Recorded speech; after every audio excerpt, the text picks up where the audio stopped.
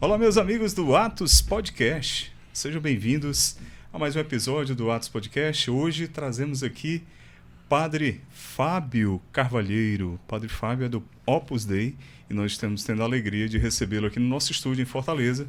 Ele que é vigário regional do Opus Dei aqui no Brasil e está fazendo uma visita e veio aqui um tempinho conversar conosco, né, Padre? Muito obrigado. Capturamos ele ali no meio do overbooking de agenda. Tá bom. Agradeço a iniciativa aqui. É uma alegria, um prazer poder estar falando com vocês aí também que estão assistindo.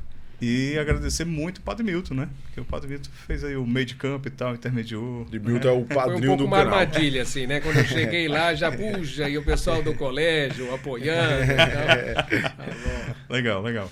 Gente, já deixa o like, porque vai ser bom demais, Padre Fábio, aqui trazer um pouco da sua vivência, da sua experiência como sacerdote do Opus Dei aqui no Brasil e também apresentar um pouquinho do seu livro aqui. Deixa eu só mostrar aqui já, Padre.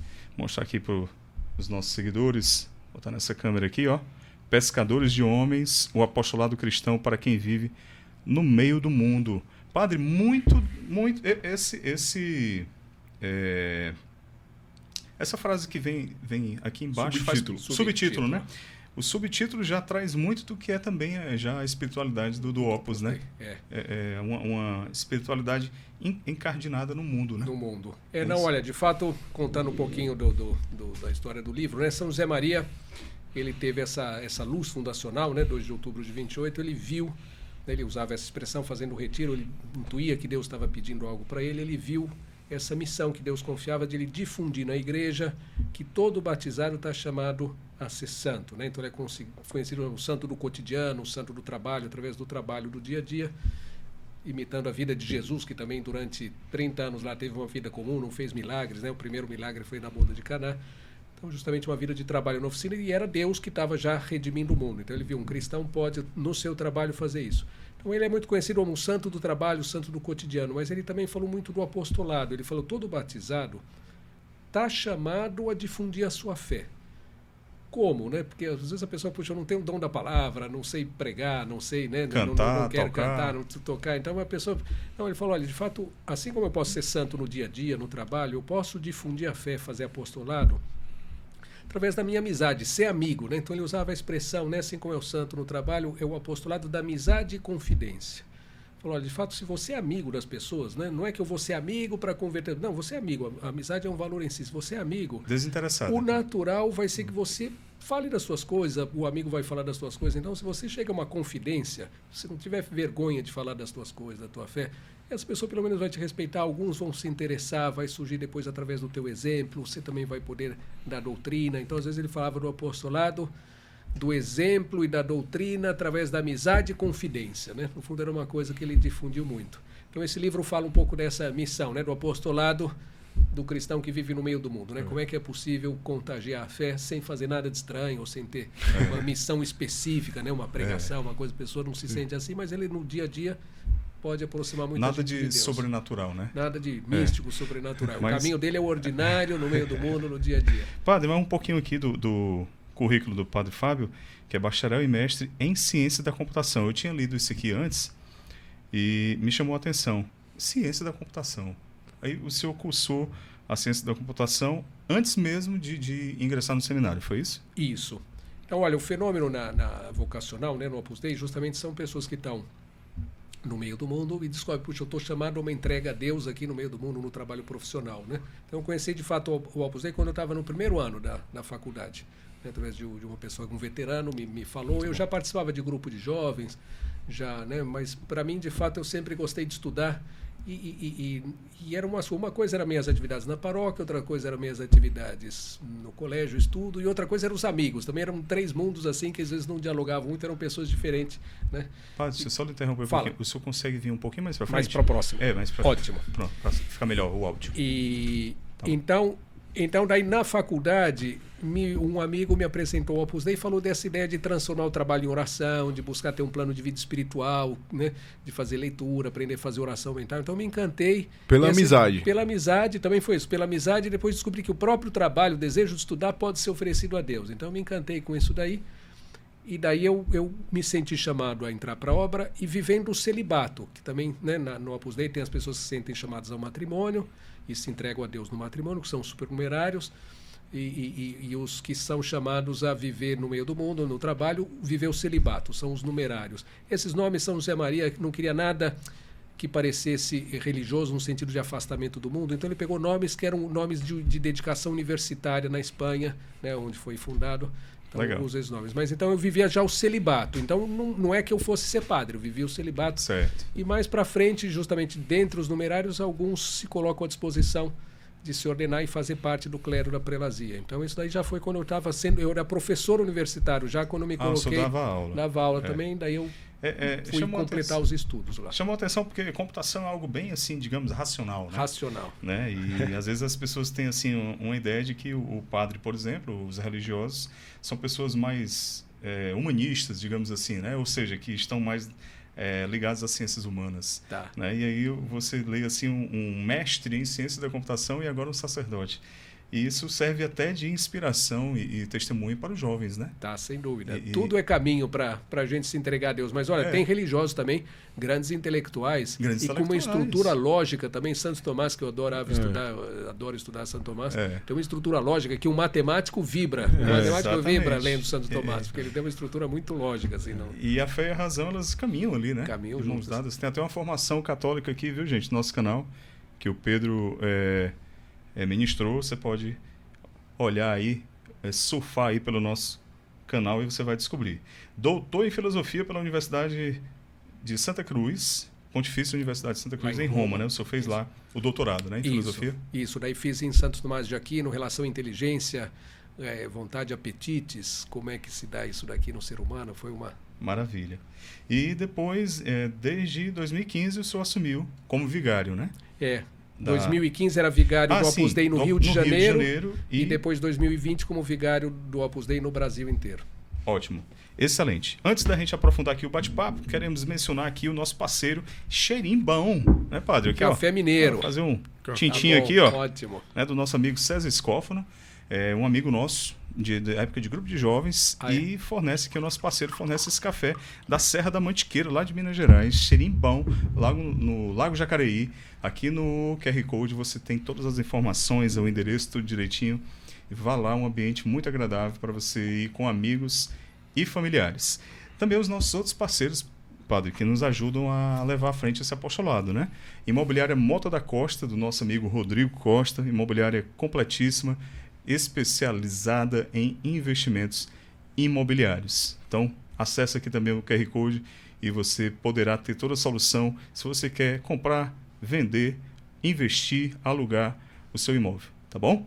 E por fim, Deca Seguros, né? Com toda a solução aí para segurar o seu patrimônio, o bem que você tem mais precioso, que é a sua vida e a vida da sua família. Então entre em contato aqui com a Deca Seguros, você vai ser muito bem atendido e vai ter um produto que vai atender a sua necessidade, tá bom? Vamos seguir então, Pedro? Vamos que vamos. A galera já deixa o like aí, né, cara? Porque e compartilha, né? Demais, porque é inédito. Padre exclusivo. Exclusivo inédito. Padre Fábio Henrique Carvalheiro. Primeiro podcast, não é isso, padre? Primeiro podcast. Estou estreando. Vocês que estão deixando à vontade aqui. Padre, vamos lá. Uma pergunta. O que acontece é o seguinte: o mundo ordinário ele é um pouco diferente do mundo dos religiosos. Tá. Principalmente os que vivem na clausura lá, que é diferente mesmo, né? Os monásticos, é bem diferente, assim. E no mundo ordinário tem muito barulho, muito ruído, muita coisa acontecendo ali ao mesmo tempo, né? Tá. Como que essa estrutura que São José Maria Escrivá deixou ajuda a gente a diminuir esses ruídos, assim, vamos dizer assim, de uma maneira mais ordinária, né? Não, ótima pergunta, né? Sabe que, de fato, isso daqui é o núcleo da mensagem do Opus Dei, do carisma do Opus Dei, é justamente essa atitude diante do mundo, do ruído no mundo, né? Da agitação, às vezes até de coisas do mundo que são boas, mas estão desviadas, quer dizer, qual que é a atitude? Então é uma coisa muito boa, né? O carisma religioso é uma coisa querida por Deus e desde o início do cristianismo está presente, né? Pessoas que percebem, puxa, olha, o mundo tem algo que está me afastando aqui de Deus, eu prefiro, né? Até para resgatar o mundo eu preciso me afastar para me dedicar à contemplação. Então a palavra contemplação ficou quase que reservado para quem se afastava do mundo. E São José Maria, nessa luz, ele percebeu que Deus estava querendo, respeitando isso e mantendo, né, como toda parte da tradição, mas falava, olha, resgatar um pouquinho que no início os primeiros cristãos também muitos queriam ser santos e estavam lá, eram militares, eram né, pessoas que estavam lá no meio do mundo, né, escravos, tinha tudo, né, comerciantes, tinham todas as classes e as pessoas queriam ser santos, muitos depois morreram mártires quando foram perseguidos. Então ele viu que Deus chamava a resgatar essa ideia de que, olha, dá para buscar Deus no meio do mundo. Então ele usava até essa expressão, contemplativo no meio do mundo. Ele diz, olha, o mundo para nós, o ruído não atrapalha, que eu posso descobrir Deus através da música, Deus através, né? Mas ele insistia muito que para conseguir isso, a gente precisa conseguir um tempinho de oração, um tempo de recolhimento interior, a gente precisa defender uns espaços para a gente conseguir ter essa vida interior e depois descobrir a presença de Deus no trabalho, né? Então, de algum modo, não sei, você é casado também? Desculpa. Sim, então, sim, 3 filhos. Então, 3 filhos. Igual então, Pedro, 3 filhos. Nessa coisa, quer dizer, olha, eu posso estar no trabalho, às vezes pode atrapalhar, mas no fundo a presença familiar ajuda a gente também, uma motivação para o trabalho. Então, de algum modo, eu posso Só estar, ajuda. né? Então, de algum modo, a gente também com Deus fala, puxa, olha, eu estou com umas coisas aqui, mas se o motivo é para eu estar metido no ruído, fazendo um programa de podcast, fazendo um show, se o meu motivo é amar a Deus, Deus está presente ali, né? Então eu consigo ter esse recolhimento mesmo no meio do barulho, né? Mas ele defendia também, propunha isso, que cada um dedicasse um tempinho de oração mental, conseguir uns momentos para estar sós, né? Como marido e mulher, como também vai estar um pouquinho a sós e depois estar lembrando o dia inteiro, né? Na agitação do trabalho, do dia a dia, também com Deus. A gente precisa estar, né? A missa, ou um terço, um momento de oração, de uma leitura espiritual para aprofundar, colocar alguns momentos dedicados exclusivamente a Deus no dia, espalhar isso, e daí a gente consegue ser contemplativo no barulho, né? Padre, a gente sabe que nós temos no Brasil e no mundo também, nós temos muitos batizados, mas poucos evangelizados. Tá. Né? Nós temos aí, estatisticamente, católicos que às vezes não têm uma base sólida, uma doutrina sólida, né? E que por vezes também misturam, até existe um sincretismo religioso, né? É uma verdade aqui no nosso país, né? Uma realidade. Tá. E aí, como a gente ser testemunha no mundo, no ambiente de trabalho, na faculdade, nos amigos, na família, sem a gente dar o testemunho autêntico, verdadeiro, mas sem gerar um espanto, né? De repente, você já chega ali para os seus amigos e, cara, já leu a Suma Teológica? Cara, tu não leu ainda? Pelo amor de Deus, vai arder no fogo do inferno. Vai ser um chato lá. Para não ser o chatólico, né, que a gente chama. Quais são as dicas para a gente evangelizar de uma forma suave, sem perder a essência, né? Tá bom. Então esse é o tema do livro aí, né, que eu falo bastante. Mais que eu falar esse livro, eu poderia dizer que eu não sou autor, porque é uma coletânea, na prática é uma coletânea sistematizada, mas é uma coletânea de ensinamentos de São José Maria sobre o apostolado, né, do cristão no meio do mundo. E uma das coisas que São José Maria falava, né, até no início dos primeiros anos, ele falava, é a batalha da formação. Fala que se a gente quer difundir a fé, em primeiro lugar, né, cada católico, cada batizado tem, olha, eu preciso conhecer muito a fé, né? Então, às vezes um exemplo que eu dou é isso aqui, né? Se eu fiz matemática, pós-graduação, se a pessoa parou matemática no primário, vai achar que matemática é soma, subtração e divisão já é o máximo de dificuldade, né? Depois você vai estudando, bom, você tem muita coisa, né? Biologia é a mesma coisa. Para quem fez biologia só até o ensino médio, é uma coisa, mas, puxa, a pessoa vai aprofundando, tem um mundo. E para muitas pessoas, a fé, a pessoa ficou com aquilo que ele aprendeu para fazer a primeira comunhão. Então, se explicou a doutrina, mas é uma explicação ainda adaptada para aquela, tem 1000 mistérios ali para ele aprofundar. Então ele insistia que cada católico tem que ter um desejo de conhecer muito profundamente a sua fé, dentro das suas condições, mas cada um procurar aprofundar, ler bons livros, ler no catecismo, ou livros que expliquem o catecismo. Então ele falava muito da formação. E uma pessoa, se tem formação e vive com coerência a sua fé no dia a dia, ela vai ser um foco de luz. Ela vai ser um foco naturalmente, de luz. Né? Naturalmente. Né? E ela tem, aí através da amizade, é outro tema, né, que ele falava muito, mas podemos, assim, para não ficar só eu falando, vocês podem, mas eu acho que esse tema da formação, ele falava muito disso, o desejo de conhecer mais a fundo a fé. Se eu conheço a fundo a fé e vivo com coerência, isso vai se irradiando, né? Você não precisa ser chato, não precisa dar palestra, não precisa, né? Agora isso surge, as pessoas vão buscando e daí você pode explicar, a pessoa tem uma dúvida, você vai saber explicar, você vai indicar um texto e estudarem junto. Então surge naturalmente isso. E é muito também de não procurar nem tanto ao mar, nem tanto à terra, né? Então, quem é casado, tem 3 filhos e tal, você pode ter uma rotina ali mais suave, uma coisa mais gostosa, baseada nos seus próprios interesses, assim. Sempre que eu converso com alguém, as pessoas naturalmente já têm algumas questões que elas têm um pouco mais de curiosidade. Tem gente que tem um pouco mais de curiosidade de entender um pouco como funciona demonologia. Porque a pessoa tem aquela curiosidade ali. Tem outra que tem mais curiosidade de saber como é que se dá essa vida dos santos. Tem outra que tem mais curiosidade de saber o que acontece na missa. E aí você mapeando esses interesses, é muito mais fácil você perseverar nos seus estudos. E ir buscando avançar devagarzinho. E quando eu falo devagarzinho, é devagarzinho mesmo. Você pode dedicar ali 20 minutinhos só. Um capítulozinho do catecismo, se você ler um capítulozinho por dia, em 6 meses você termina. Então, é o devagarzinho ali, mas que ao longo do tempo, perseverando, ele leva muito longe, né? Ninguém que é leigo é chamado a saber tanto quanto um sacerdote, ser formado em teologia, formado em filosofia, não. Tem alguns leigos que são chamados a estudar mais profundamente, mas eles são chamados pessoal também à vida intelectual. Tem outros que não, tem outros que vão seguir outro caminho, mas esse outro caminho também não quer dizer que você tem que abrir mão de conhecer a sua fé. Tem que conhecer dentro da tua limitação, por isso São José Maria falava até ele propunha 10 minutos por dia de uma leitura espiritual. 10 minutinhos, você fala, puxa, dá para encaixar, né? Por mais que esse 10 minutos seja constante, e você vai ler um bom livro, depois você vai lendo um bom livro de formação, um bom livro de piedade, e a pessoa vai aprendendo isso daqui, vai dando uma bagagem mesmo bastante boa, né? Para depois difundir a fé. Padre, agora a gente hoje tem muita distração, né? O mundo moderno, muita distração. A internet, rede social, tela e tudo mais. As pessoas vão ali no loop, né? Ali do dia a dia e entram nessa espiral e acaba que as pessoas hoje estão aquilo que hoje muito se fala de nação dopamina, né? Sem dúvida. Especialmente os mais jovens, movidos ali a uma carga constante de dopamina. E isso se torna um desafio a mais, né? É um desafio, né? Ensinar a pessoa... Sabe que a gente também, no trabalho formativo, né, que o Opus Dei procura dar, dessa santidade na vida familiar, do trabalho, nossa grande preocupação é justamente conseguir ajudar os pais na educação dos filhos, né? E criar disposições, né? Disposições nos filhos que permitam a pessoa crescer.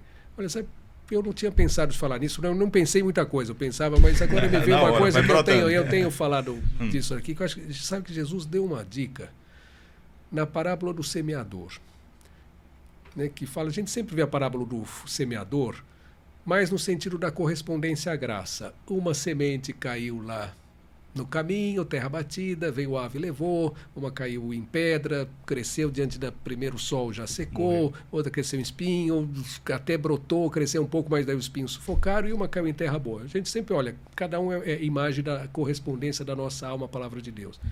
Mas eu penso que aí também a gente pode ver numa chave formativa, que Jesus está falando o seguinte também, falando, olha, a semente de Deus, a palavra de Deus, o desejo dos pais educarem bem os filhos, sempre está presente. Os pais querem dar o melhor para os filhos. Né? Mas cuidem, ele está falando para os pais, cuidem de preparar o terreno, porque senão, por mais que vocês expliquem, por mais, e também para pregação, para evangelização, por mais que a gente fale com as pessoas, se não há uma disposição do terreno, é difícil que aquilo vingue, né?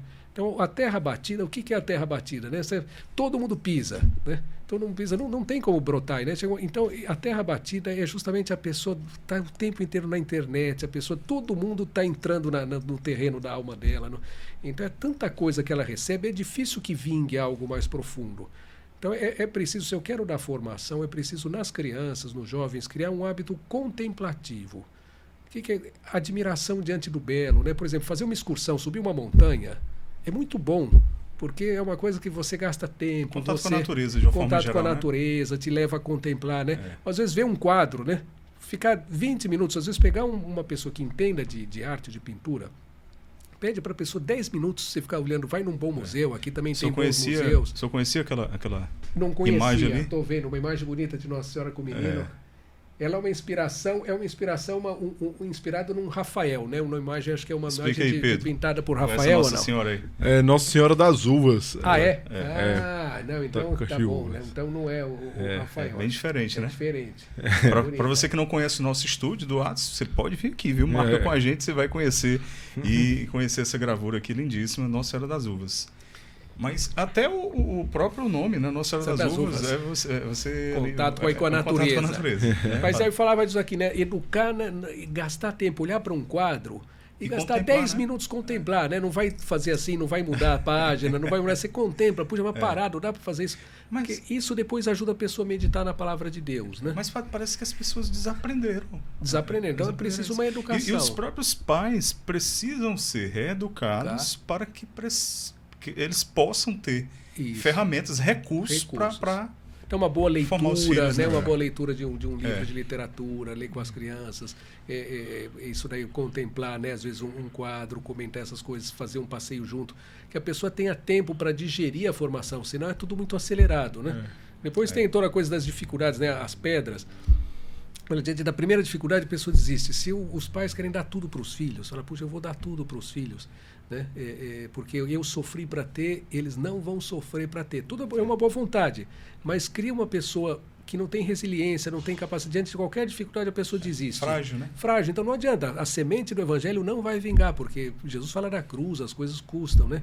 O espinho, uma pessoa consumista que quer ter tudo de melhor, são espinhos que sufocam a vida da graça. Então também, se a gente quer difundir a fé, é importante criar as virtudes da temperança, né? A pessoa ser sóbria, a pessoa pensar nos mais necessitados. É toda uma atitude de fundo que, se eu não tenho, vai ser muito difícil vingar a fé, amadurecer a fé, né? Aquela semente. Então, acho que é toda uma missão nossa que o mundo está aí. É um mundo bom, com muitas potencialidades, mas se a gente não cuida do terreno, a gente é sufocado pelos espinhos, amolece pelas pedras. Tinha uma pessoa que eu conheço que ela sempre me falava uma coisa. Ela sempre falava, pense no que você está pensando. Pensa no que você está pensando. Para mim, foi a forma mais resumida que eu vi de contemplação. Pense no que você está pensando. Então, o que eu estou pensando agora? Deixa eu pensar no que eu estou pensando. Aí você fica pensando. Saboreia isso. Exato. Saboreia isso. E também tem a experiência de... Vamos dizer, Padre Paulo Ricardo usa essa expressão que eu gosto muito. Tem a experiência de morder a verdade. Como se ela fosse uma fruta ali, né? Degustar a verdade. Isso mesmo. Então, quando você tem uma leitura espiritual, uma literatura boa também, tudo, você tem aquela experiência ali de degustar ali um pouquinho da verdade, parar e... Peraí, deixa eu pensar nisso aqui. Então, tem um número lá da Suma de Tomás de Aquino, que ele é sobre a castidade, sobre a pureza da alma. Se a fé é capaz de purificar a alma. E é muito interessante esse número, que ele vai pelo caminho inverso. Ao invés de ele ir pela explicação mais lógica que tinha, ele vai explicar primeiro o que é impureza. Mas depois que ele explica o que é impureza, na verdade se dá por se misturar com algo inferior, e aí ele vai explicar como a fé purifica, porque a fé é algo superior.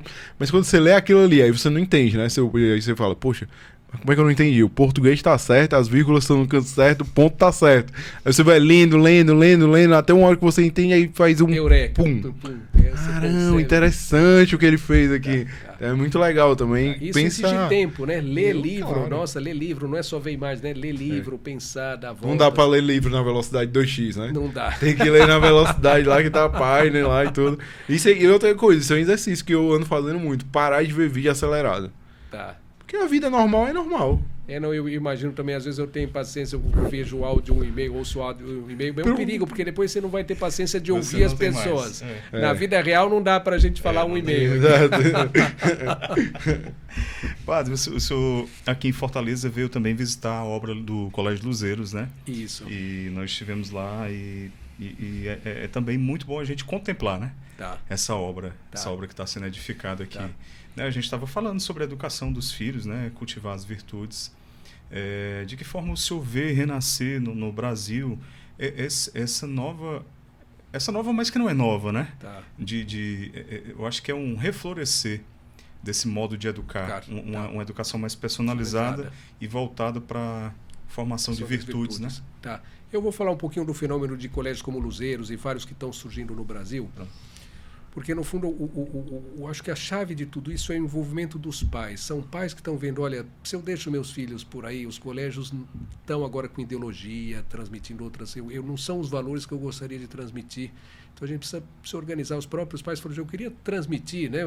Transmitir a fé, transmitir virtudes, transmitir valores. Então, é bonito ver que há, em vários lugares do país, pais se juntando para promover colégios infantis e depois vão crescendo também, muitos já chegaram ao ensino médio, né?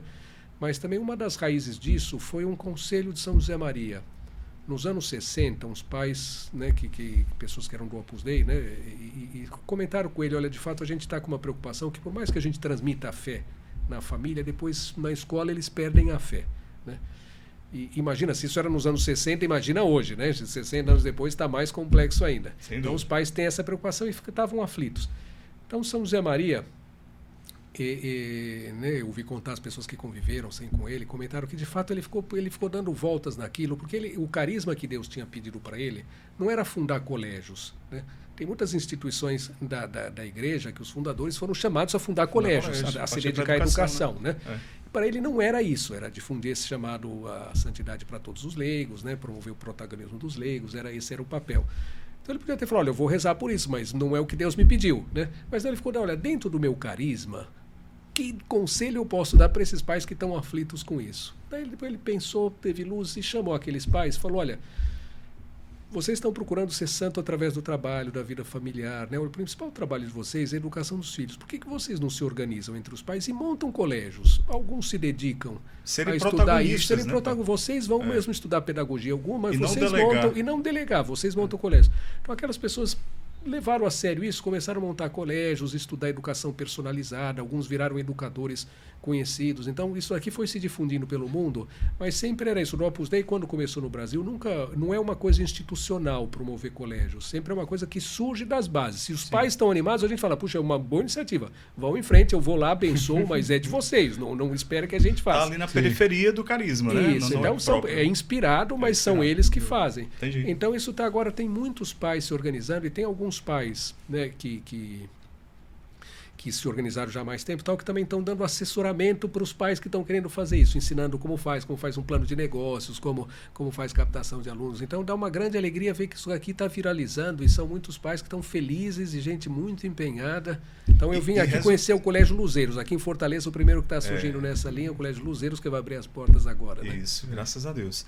E ver os resultados disso, né? Ver os frutos que isso está dando, vem trazendo. Eu tive aula, eu morei 5 anos lá no Rio de Janeiro, como vigário lá no Rio de Janeiro, de 2015 2020. Lá eu acompanhei o nascimento de alguns colégios, Colégio Porto Real, Colégio Monte Alto, e também é desse mesmo estilo, pais que montaram, né? Mas é muito bonito, passado o tempo, ver os frutos também espirituais, porque no fundo é tutoria. São José Maria, eu esqueci, São José Maria deu essa dica, falou, olha, eu só vou dar uma dica para o colégio que vocês vão montar.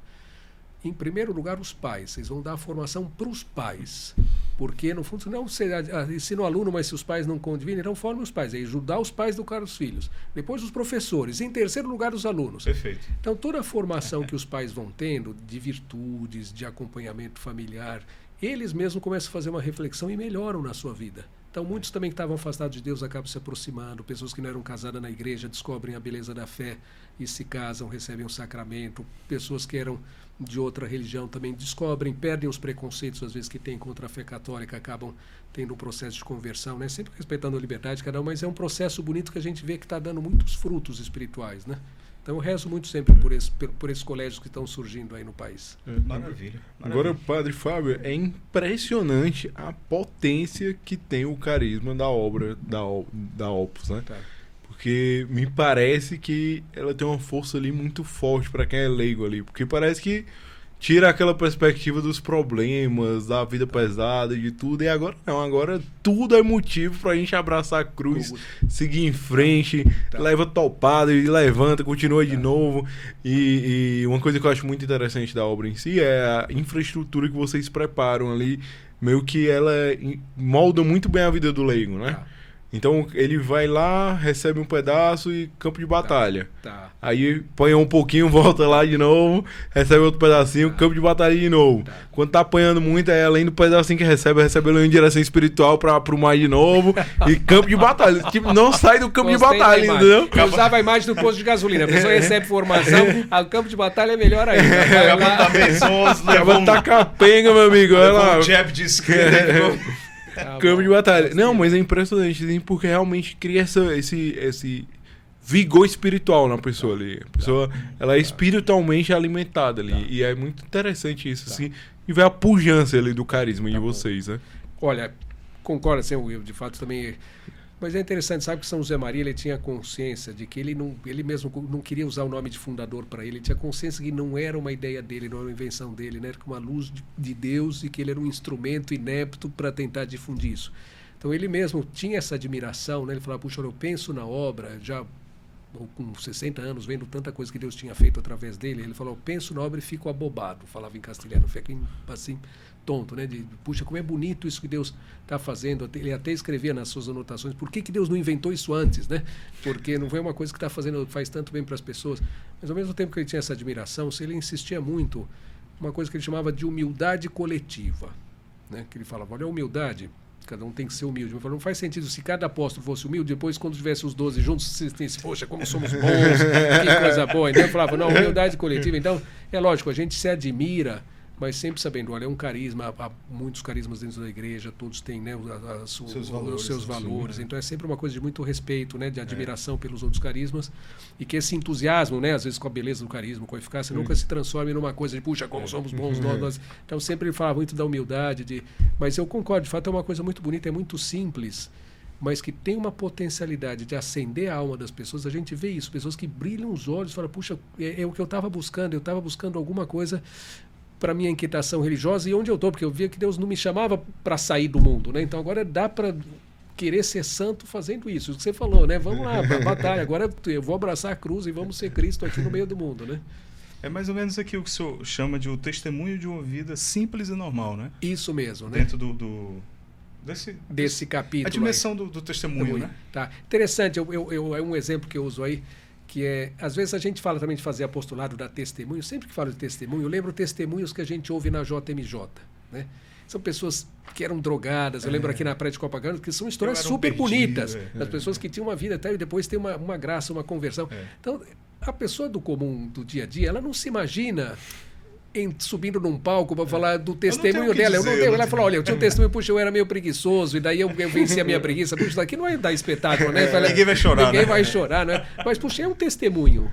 Olha, eu às vezes tenho eu acho que não sei se eu conto aí, devo contar também, porque me impactou, né? Como eu atendo direção espiritual, prego retiros também ao longo de anos, assim, são muitas histórias bonitas, né? Mas eu lembro que uma pessoa ficou encantada com a ideia de fazer um horário na agenda. Falou, nossa, isso daqui mudou meu dia. Eu fazer um horário na agenda e ter um horário para encaixar 5 minutos do Evangelho, 10 minutos de uma leitura, muda tudo, né? E ter um horário para curar é uma coisa tão simples. Ele virou um apóstolo do horário. Todos os amigos, ele falou daquilo, olha, muda a tua vida. Então ele começa a falar daquilo. Outro que se animou com a direção espiritual, puxa, tem um padre que possa me ouvir, uma pessoa que eu possa contar as coisas, que me ajude. Então também começou a levar todos os amigos, né, um outro. Então é o testemunho do dia a dia, falando, puxa, isso daqui me ajudou muito. Vai, né? Jesus tem no Evangelho, pessoa que era curada de algo, vai e conta para os outros o que Deus te fez, né? Então a gente pode contar essas experiências diárias que não vai dar para contar num palco diante de 10 mil pessoas, mas conta para o teu amigo, ele também vai ajudar, ele vai se sentir motivado. Então esse contágio com pequenos testemunhos do dia a dia, né? Que vale esse capítulo. Isso é muito bom. É uma coisa que eu também acho muito legal no Opus, é a proximidade que a gente tem com os sacerdotes. Pelo menos nós aqui, o Pedro e eu, a gente tem uma proximidade muito boa com o Padre Milton, né? Tá. Muito acessível, né? São padres que a gente vai ali no... Não sei se isso é bom ou é ruim, né? Que ele fala assim, rapaz, esses cabos estão tão mazelados que eu vou ficar perto aqui. Acho que ele fica mais perto daqueles, em dúvida, né? Daqueles que mais precisam, né? Ainda bem, né? Dos mais mazelados. Mas essa proximidade com os sacerdotes, isso nos traz mais o sentido e o valor do sagrado, né? Porque o sacerdote é sempre uma referência. Uma referência. Tá bom. Olha, sabe que eu vou aproveitar que eu estou no podcast aqui também para fazer eu tenho falado bastante disso, que olha, o Papa Francisco... Faça o seu merchan. Fala disso, as pessoas falam disso, né? Que no fundo, olha, todo batizado, né? A pessoa que São João Paulo II também falava disso, né? Na Novo Milênio Ineunte, na virada do milênio, falava, olha, o grande recado para a igreja no próximo milênio, que tem que estar sempre lembrando, é que todo batizado está chamado a ser santo. Né? Depois ele falava, dentro disso não há santidade sem oração, então todo católico tem que ter desejo de aprender a fazer oração mental, de ter uma vida de oração intensa, chegar mesmo à união e à afetividade com Cristo, ter uma amizade mesmo real com Cristo. Isso aqui não é só para uns poucos, para a gente, né? Às vezes há pessoas que buscam meditação transcendental, buscam outras espiritualidades. Olha, o catolicismo tem a oração mental, aprenda a fazer, né? No fundo, colocar os afetos em Cristo. E daí São João Paulo II falava, todo mundo que tem consciência, todo cristão católico, tem consciência que está chamado à santidade e procura fazer oração, ele se transforma um pedagogo da santidade. Ele usa essa expressão. Muito que no boa. fundo é dizer, olha, ele pode orientar os outros, ajudar os outros no caminho também da conversão, da santidade. Ou seja, a direção espiritual pode ser dada por leigos também. Então São José Maria também promoveu muito isso. Se a pessoa tem formação, que falávamos antes, ela vai aprofundando na doutrina, ela tem uma formação sólida, ela tem vida de oração, ela pode ajudar os outros. Então, por que eu estou falando isso? Porque, de fato, São José Maria insistia no protagonismo dos leigos. Ele dizia, olha, os padres estão para o muro sacramental. Ele chama muros... Quer dizer, você está fazendo apostolado com um amigo, ajudando a ter oração, ele teve uma conversão, ele se abre com você, você também vai ajudando. Mas chega um momento que ele vai confessar. Leigo, confessar, não dá, né? Então, daí você vai precisar do sacerdote. Mas o sacerdote, porque somos poucos padres também no Opus Dei no Brasil... Então, e toda cidade me manda mais um padre que dá. Então, se a gente ficar fazendo, não, como é bom ter um padre disponível, a gente não dá conta. Então, é bom também ter um amigo que possa te orientar, ter essas conversas. E o padre você vai ficar brevemente lá, porque é para confissão. Né? Então, mas é lógico, às vezes no começo a pessoa se sente meio incômoda, né? Meio sem jeito de falar com leigo. Né? Mas eu até gosto de falar para escandalizar um pouco que a minha direção espiritual eu tenho com leigo. Para falar da minha vida de oração, para falar, são pessoas bem formadas. Então, em geral, quem dá a direção espiritual no Opus Dei também são os leigos e os sacerdotes. Eu me confesso, logicamente, com o sacerdote. Mas a minha direção espiritual também, então também isso aqui é interessante, né? As pessoas que às vezes não conseguem uma agenda de um padre, só conseguem uma coisa muito breve, e procura um bom amigo que tenha formação, que possa, né, te ajudar, que seja discreto. Também no Opus Dei a gente procura promover muito isso, né? Que pessoas que leigos possam dar uma boa orientação espiritual também para as pessoas, né? E deixar o tempo para multiplicar o tempo do sacerdote, porque só ele pode fazer, que é confessar, a celebração da missa. Agora é interessante, a gente vê muito isso, a figura do formador pessoal nas novas comunidades, as comunidades carismáticas. Eu ia comentar isso, no Shalom tem no muito. Shalom, eu sei que eles estão fazendo cursos também lá na Santa Isso, Cruz. Eu tive com o Moisés agora também em julho, Joia. num curso de atualização sacerdotal. Então eles também estão preocupados com isso, todo o tema da direção espiritual dada por leigos, eles estão buscando formação também para isso, né? E é um grande campo. Né? Aumentar a potência, né? A direção sem espiritual. dúvida, porque a demanda é grande, né, padre? Não sei se vocês já falaram aqui no podcast, vou até sugerir Fique à vontade. a vida do Marcelo Henrique Câmara. Sim. É um fiel do Opus Dei, é de Servo de Florianópolis, Deus, né? servo de Deus. Ele está em processo de canonização. Né? Então já abriu o processo, agora está acabando a fase diocesana lá em Florianópolis. Em abril vai ser o encerramento dessa fase e vai para Roma. Né? Mas também a conversão dele se deu na faculdade, primeiro ano de Direito, pelo movimento Emaús, né? Ele participou dos retiros. Pois nessa mesma época ele também teve contato com uma pessoa do Opus Dei, conheceu os escritos de São José Maria, mas ele sempre, então também se aproximou do Opus Dei, depois mais para frente, né? Aproximou muitos amigos, ele teve leucemia, depois parecia passou curado, no concurso, né? passou num concurso. Então é uma vida muito bonita. E tem um vídeo, tem no site Marcelo Henrique Câmara, tem um vídeo de 15 minutos com um resumo da vida dele. Lá conta uma coisa bonita, uma das pessoas falou que quando ele teve essa conversão e viu esse organizador de um dos grupos do movimento Emaús, via que ele chamava os amigos para falar de leitura, para falar de oração. E ele foi fazer uma correção fraterna assim. Ele falou, olha, isso aqui é coisa para os padres. Daí o próprio Marcelo falou, não, como?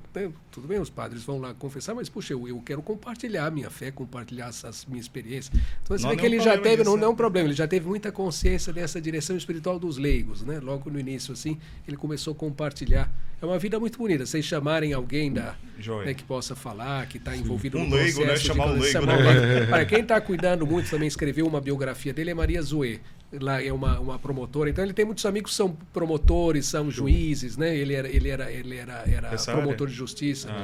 Então, e eles que estão, essas próprias pessoas que estão cuidando também junto à diocese de recolher os testemunhos, organizar o processo de canonização, de beatificação primeiro, né? Muito bom. Mas olha, muito bom. É um tema legal para falar. Vamos aprofundar isso aí. Padre, o que a passagem dos discípulos de Emaús tem a nos ensinar sobre o apostolado? Então, ótimo. Isso daqui, olha... A cena dos discípulos de Emaús, Jesus dá uma aula de como fazer apostolado, né? De fato, é um modo de olhar essa cena, porque Jesus tem uma paciência enorme, né? No fundo, para já ele se interessa, porque os dois já tinham testemunho, as mulheres já falaram que o túmulo estava vazio, que ouviram que ele tinha ressuscitado, mas você vê que eles estão tão Cabeça desanimados, dura, né? cabeça dura, estão voltando. Jesus poderia ter deixado, né?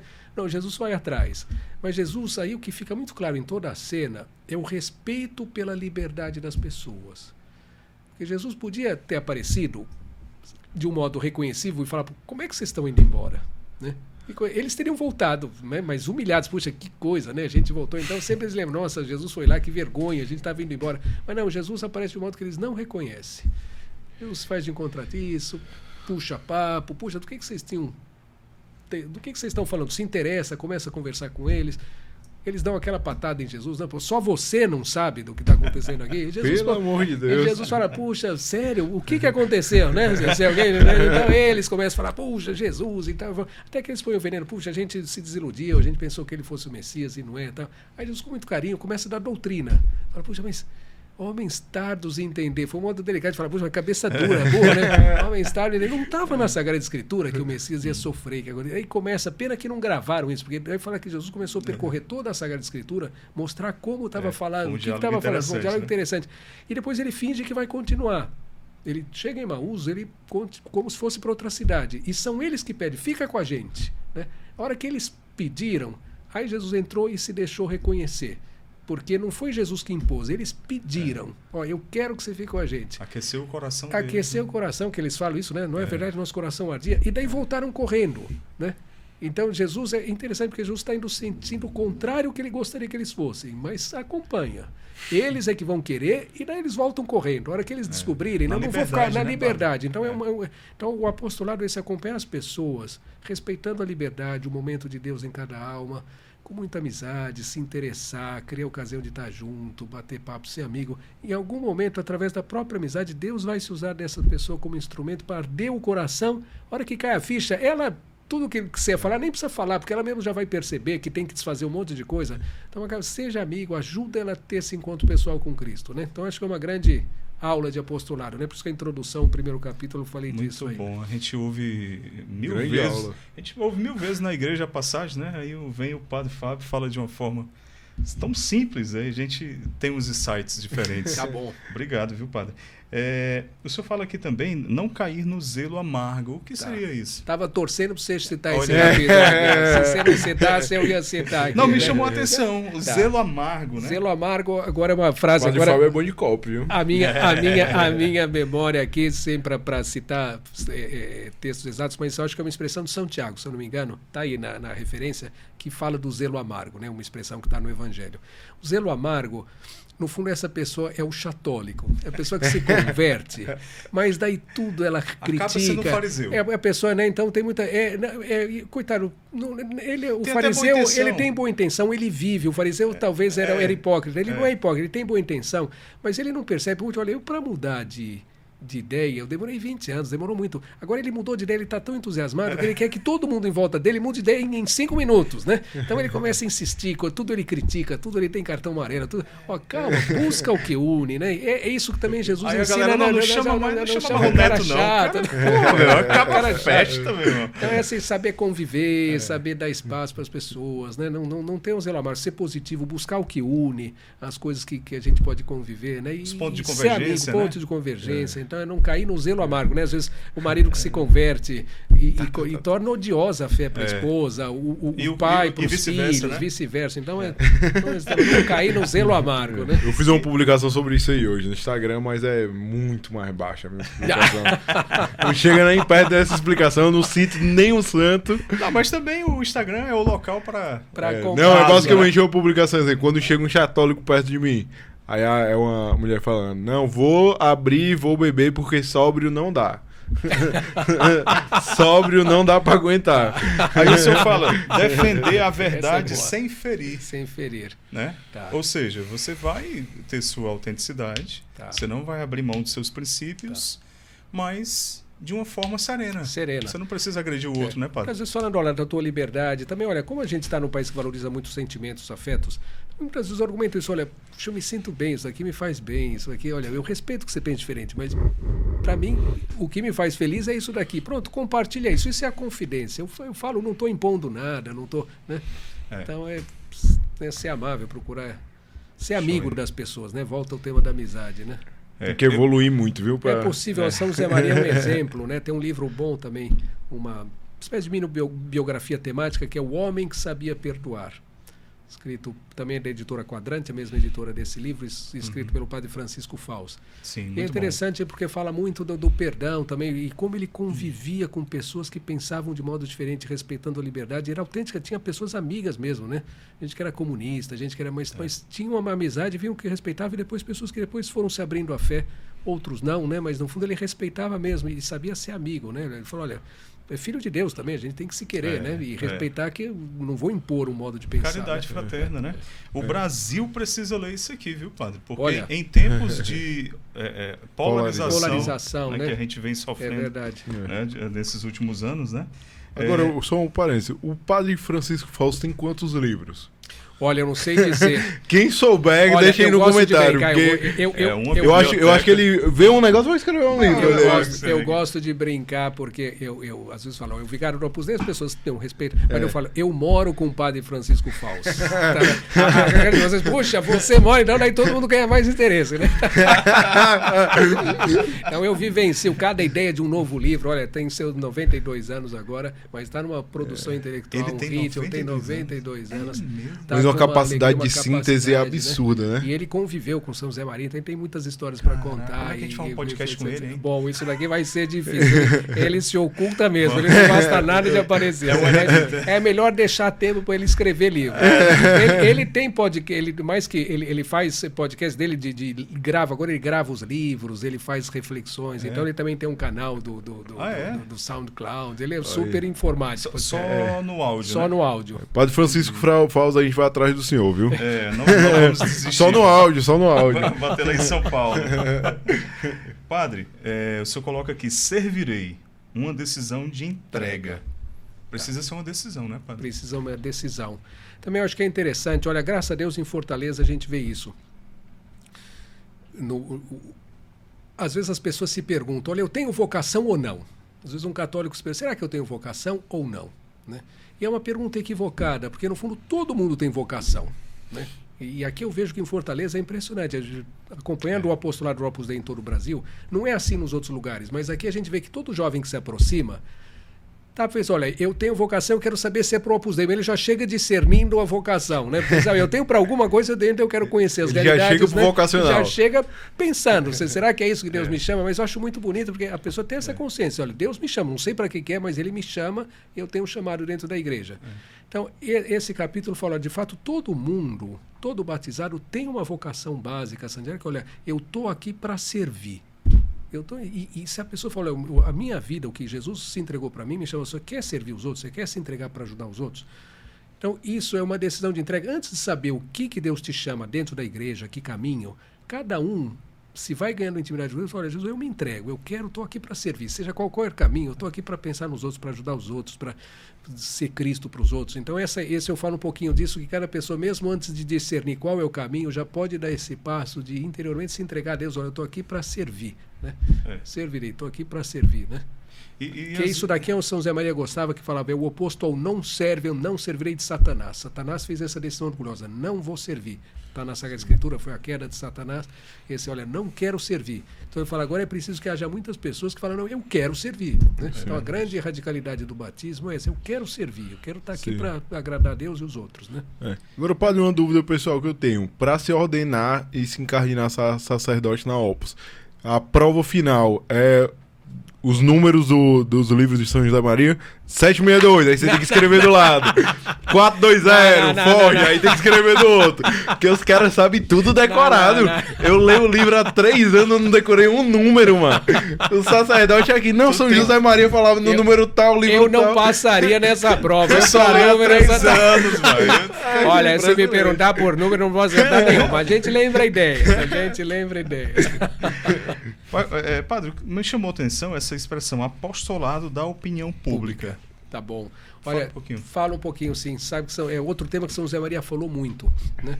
E ele fala também uma cena do Evangelho, né? Fala, é impressionante a mudança de atitude que houve entre Domingos de Ramos e a Sexta-feira da Paixão. É menos de uma semana. Total. Jesus entra aclamado como rei, e depois são essa mesma multidão que pede que ele seja crucificado, né? Então é impressionante.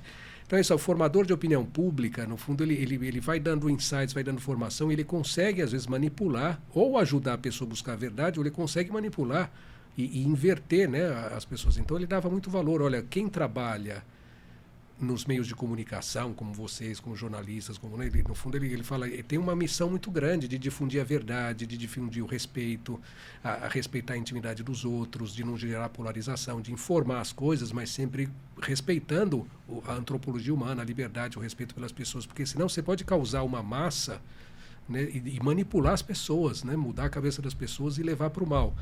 Então ele sempre falava disso, né? O respeito pela liberdade. Ele falou muito sobre jornalistas, difundiu muito que quem se sentisse chamado à comunicação, que quisesse ser santo nesse campo, né? Então tem muitos artigos dele, muitas coisas que ele se dirigia também falando disso. E ele fala, isso é uma coisa que a pessoa quer se dedicar profissionalmente, mas mesmo o cristão, que não vai se dedicar profissionalmente, ele tem responsabilidade por gerar opinião. Hoje em dia, os influencers, uma carta ao leitor, uma carta ao leitor. O que a gente coloca lá nas nossas redes sociais, as pessoas veem e muitos tomam aquilo ali para Então ele falou muito disso também, de todo batizado, de algum modo, tem que se sentir responsável por gerar essa opinião pública, por difundir a verdade, difundir a caridade, difundir a convivência, o respeito, né? Então esse capítulo trata disso. Excelente. Gente, livro maravilhoso, Pescadores de Homens. Vamos deixar o link, viu, padre, aqui na descrição do nosso podcast. Editora Quadrante, né? Editora no site Quadrante, também excelente edição, né? Diagramação. Olha, eu estou difundindo, não ganho dinheiro. No fundo, isso daqui é difundir a doutrina. Com certeza. E para difundir nós temos o maior prazer e alegria em fazer essa divulgação de uma obra que com certeza vai edificar muitos. Tá bom. Viu? Padre, o tempo passa rápido, viu? Tá bom. Mais de 50 minutos já. Olha, eu tinha falado que ia ser 45 minutos. Daqui a pouco liga aqui me cobrando. Agradeço, Padre, desculpa a pressa. Obrigado. Não, a gente que agradece a sua generosidade em ter dedicado esse tempinho pra gente conversar. Bom. E quem sabe a gente indo... Hoje o senhor reside em São Paulo. Em São Paulo. São Paulo. A sede do Opus Dei é lá em São Paulo. Pronto. Lá no bairro Sumaré. Maravilha. Temos o plano, né, Pedro, de ir a São Paulo. Ano que vem. Né, o Atos ia a São Paulo. E aí, quem sabe, a gente marca um encontro lá, né? Tá bom. Fico muito contente. Peço orações, rezem por mim aqui também pra gente conseguir ser fiel à missão que Deus confiou aí. Sem dúvida. Padre, só rapidinho, qual é a função do vigário do Opus no Brasil? Vigário regional, né? Vigário regional. Então, a palavra vigário é o que faz as vezes de, né? Representa, então, no fundo, tem o prelado, que é o responsável pelo Opus Dei no mundo, né? Hoje é o Monsenhor Fernando Cares, foi São José Maria, depois Álvaro del Portillo, agora Beato, Javier, e depois o quarto, né, nessa sequência, é o Monsenhor Fernando Cares. Em cada região ou grupo de países, né, que é uma região assim que tem um representante dele. Então, o representante, né, como o carisma do Opus Dei é família, né, filiação a São José Maria, filiação, né, ao próprio prelado, esse ambiente de família, Deus quis que o Opus Dei tivesse esse ambiente, né? Então, a grande missão do vigário é ser representante do pai, né? Tá lá levando carinho, o paizão, né? Ser paizão, tá próximo, acolher as pessoas. Então, o senhor né? viaja muito. Então, viajo para as diversas cidades, né? E ver também organizacional, né? Como que pessoas que estão precisando, o que a gente precisaria fazer, qual é a nova cidade onde a gente poderia começar a fazer viagens. Então, também tem essas coisas, mas sempre nessa linha de proximidade do carinho do prelado, né? Do carinho do pai lá. Maravilha. Tá e esse regional aqui engloba apenas o Brasil? Apenas o Brasil. Que tem dimensões... Que tem dimensões, né? Continentais. Então, agora teve uma reorganização também, vários que eram só um país, para reduzir o número de pessoas nas estruturas organizativas e ter mais gente na linha de frente, assim. Sim. Então, vários países que eram um só país juntaram vários, né? Então, aqui na América do Sul, uma reorganização. Mas o Brasil, pela dimensão, tinha subdivisões. Tinha Rio, por exemplo, agora já não tem mais. É só um vigário para o país inteiro, né? Então, o Brasil como um todo é uma região. Tá ótimo. Excelente, né, Pedro? Uma aula. Poderíamos ficar aqui, ó, tempão com o Padre Fábio, mas já agradecemos a Deus esse tempinho. Padre, nos dê a sua bênção, por gentileza. Tá bom. A nós aqui do Atos e a quem assiste a esse vídeo. Então isso, olha, que a bênção de Deus Todo-Poderoso, né, da Santíssima Trindade e da Sagrada Família desça sobre vocês e sobre cada um dos seus mais próximos. Em nome do Pai, do Filho e do Espírito Santo. Amém. Gente, deixa o like, né? Se inscreve no canal se você ainda não é inscrito. E a gente vai deixar aqui na descrição o link para você adquirir esse fantástico livro do Padre Fábio Henrique. E também o link aqui do Centro Alvorada dos Homens. E tem um feminino que eu esqueci. Maralto. Né? Não é isso, Pedro? Exatamente. Já acessa lá, se informa sobre a obra, que vale muito a pena você conhecer. E se inscreve no canal, que também vale a pena se inscrever aqui no canal. E a gente esquecendo do nosso especial, cara. Vai sair aí, ó. A gente vai colocar aí uma inserção, a gente falando do nosso especial de Natal, que você ainda dá tempo de participar, tá bom? Valeu, gente! Especial de Natal do Atos Podcast, um evento feito por famílias, para famílias e pelas famílias. Vem com a gente celebrar no dia 1º de dezembro, sexta-feira, no Teatro São José, um teatro belíssimo, recém-reformado aqui em Fortaleza, no Ceará, com um time de peso, grandes nomes da Igreja Católica aqui do Ceará, e ainda um lindo repertório natalino entoado pelo nosso amigo Rafael Morel, e stand-up, é isso aí, com o nosso amigo humorista Roger Mateus. Você não pode perder. Teremos também a bênção de 2 grandes sacerdotes amigos nossos, Padre Milton Ferreroni, do Opus Dei, e Padre José Carlos, da paróquia Nossa Senhora da Glória. Os ingressos já estão no 2º lote, hein? Então, acesse aqui no QR Code que está aparecendo aqui na tela, garante já o seu ingresso e vem com a gente celebrar esse grande momento.